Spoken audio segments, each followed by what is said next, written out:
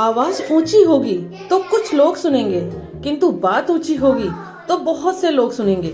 अब विचार आपको करना है कि आप किसे ऊंचा रखना चाहते हैं। नमस्कार, गुड मॉर्निंग, राधे राधे दोस्तों, स्वागत है आपका मेरे एक नए स्टडी ब्लॉग में। इस मोटिवेशन के जैसे ही हमारी लाइफ है। अगर हम बाहर के लोगों के बारे में सोचते रहते हैं और उन पे गुस्सा करके अपना टाइम वेस्ट करते हैं तो उससे क्या होगा? वो गुस्से से कुछ होने वाला तो है नहीं। अगर हम अपने लक्ष्य की ओर बढ़ते हैं और मेहनत करते हैं तो हम कुछ अच्छा जवाब दे पाएंगे और उनको जवाब हमें देने की ज़रूरत नहीं होगी, खुद ही मिल जाएगा। तो दोस्तों, आगे बढ़ते रहिए, स्टडी करते रहिए, अपने लक्ष्य को पाने की कोशिश करते रहिए। आपका जो भी लक्ष्य हो, वो जॉब या कुछ भी हो, बस उसकी तरफ बढ़ते रहिए।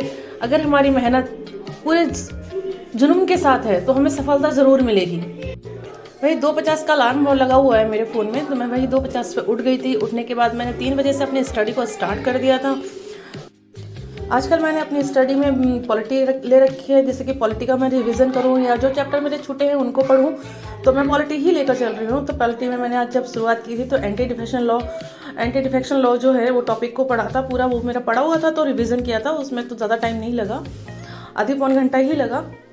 उसके बाद जो नेक्स्ट चैप्टर था उसी का पॉलिटी का, वो मेरे पहले से पढ़ा हुआ नहीं था, तो उसमें काफ़ी टाइम लग गया। क्योंकि अगर हम पहली बार किसी टॉपिक किसी चैप्टर को पढ़ते हैं तो उसमें पहले से पढ़ा हुआ नहीं होता है, तो मेन पॉइंट्स भी उसमें हमें ठीक से समझ में नहीं आते हैं। एक बार पढ़ने के बाद हमें काफ़ी पॉइंट को दोबारा पढ़ना पड़ता है, जिससे कि वो अच्छे से याद हो जाए, नोट डाउन करना पड़ता है, तो टाइम भी ज़्यादा लगता है। तो मैंने उसके 2 ही चैप्टर आज कर पाई थी। अगर रिवीजन करना होता तो शायद 3 हो जाते।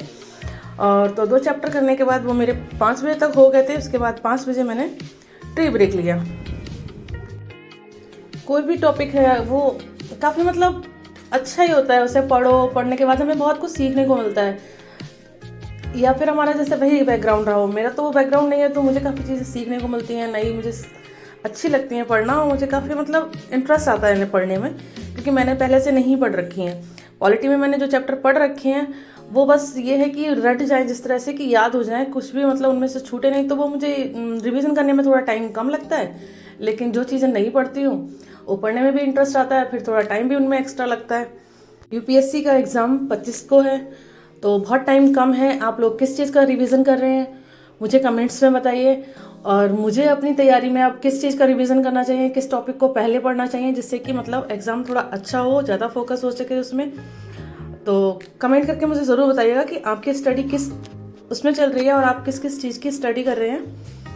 अगर यूपीएससी का एग्ज़ाम अगर आपको देना है 25 मई को, तो आपकी स्टडी कहाँ तक चल रही है। स्टेट पीसीएस के हैं तो यूपी का पीसीएस का एग्ज़ाम तो अभी काफ़ी टाइम है, तो उसके लिए स्टडी बहुत आराम से भी की जा सकती है।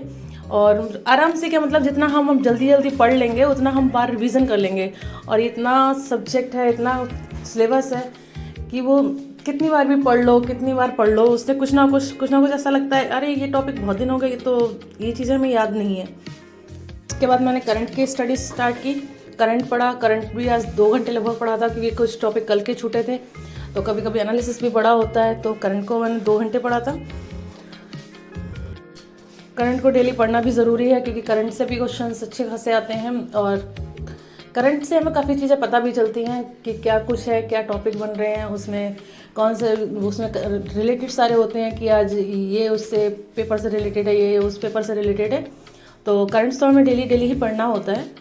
तो मैं मॉर्निंग में ही सोचती हूँ कि करंट भी हो जाए, जिससे कि मैं दिन में ना भी पढ़ पाऊँ तो अपना रिवीजन वीडियो से करती रहूँ, जिससे कि मेरी सुबह में जितनी अच्छी स्टडी हो जाती है 4 घंटे की, 4.5 घंटे की, वो एक प्रोडक्टिव स्टडी रहती है और उससे डे काफ़ी अच्छा रहता है। फिर सिर्फ पीवाईक्यू और ज्योग्राफी जो लेके चली है रखा है मैंने, ज्योग्राफी को कंप्लीट करना और रिवीजन करना। क्योंकि कंप्लीट करना मैं इसलिए बोलूँगी क्योंकि मेरी 2-3 एनसीईआरटी छूटी हैं, 10th की और 9th की, ये सब एनसीईआरटी छूट गई हैं मेरी। सिर्फ मैंने 3 एनसीईआरटी 6th, 7th, 8th की ज़्यादा कर रखी हैं, उनको 2-3 बार रिवाइज़ भी कर रखा है और पढ़ भी रखी हैं। 9th की भी थोड़ी पढ़ रखी है। तो ये है कि मुझे ज्योग्राफी, इसीलिए मैं ज्योग्राफी को ली है कि कुछ एनसीईआरटी पढ़ी हैं, कुछ नहीं पढ़ी हैं, तो उसमें तो टाइम लगेगा और जितनी जल्दी ख़त्म हो जाए। मैं ये सोच रही हूँ कि 8 से 10 दिन में मैं पूरा के पूरा ख़त्म कर लूँ उसको, और इनके पीवाईक्यू जितने दे रखे हैं, जो बुक मेरे पास है, वो भी सारे कंप्लीट हो जाएं, जिससे कि ये 2 बुक्स मेरी पूरी कंप्लीट हो जाएं। तो फिर मैं 2 और लेके चलूँ। उसके बाद जितना मुझसे हो सके मैं उतना अपना 100% करना चाहती हूँ। कि अपनी कोशिश तो 100% होने चाहिए, बाकी तो हम टाइम जितना मैनेज कर पाएँ, कोशिश तो अपनी तरफ से पूरी रहती है कि हम पूरा टाइम को मैनेज कर पाएँ। लेकिन एक स्टूडेंट की जैसे हम पूरा टाइम मैनेज करना पॉसिबल ही नहीं है। बहुत सारे काम होते हैं, रिस्पॉन्सिबिलिटी है, लेकिन उसके बावजूद भी हार नहीं माननी है, जितना टाइम हो सकता है उतना मैनेज करना है। तो सब स्टडी करने के बाद मैंने 8 बजे से अपने घर के कामों को शुरू किया था।